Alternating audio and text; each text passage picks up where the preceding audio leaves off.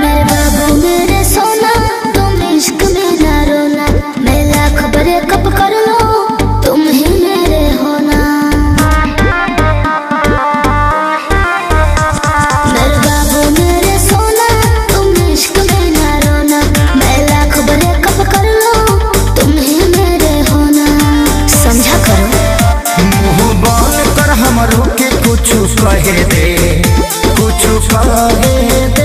अभी बस करी रे बगली रहे दे, अभी बस करी रे बगली रहे दे।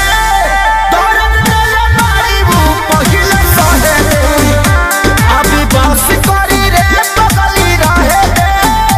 दर्द तेरे मारी वो पहिले सहे दे।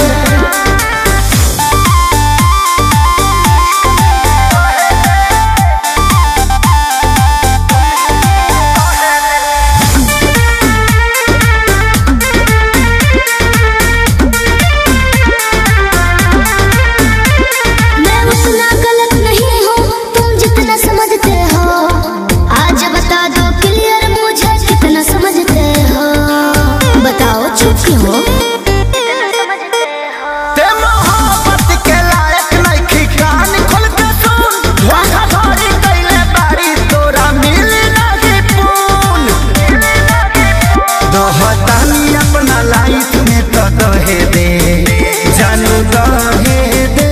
अबे बस करी रे बगली रहे दे, अबे बस करी रे बगली रहे दे। दर्द तेरे मारी वो पहिले सहे दे, अबे बस करी रे बगली रहे दे। दर्द तेरे मारी वो पहिले सहे दे।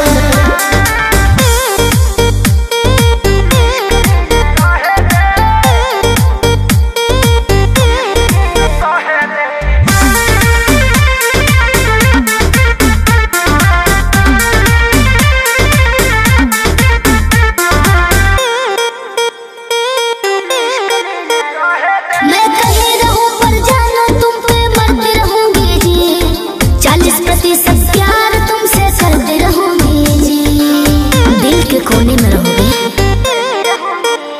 अभी सुधरे के चानस बा, सुधरी जो ना रे, उड़न छोड़ देते धरती पर उतर जो ना रे। अब ही उम्र वाला हावे के तो लहे दे, जानू लहे दे। अबे बस करी रे बगली रहे दे, अबे बस करी रे बगली रहे दे।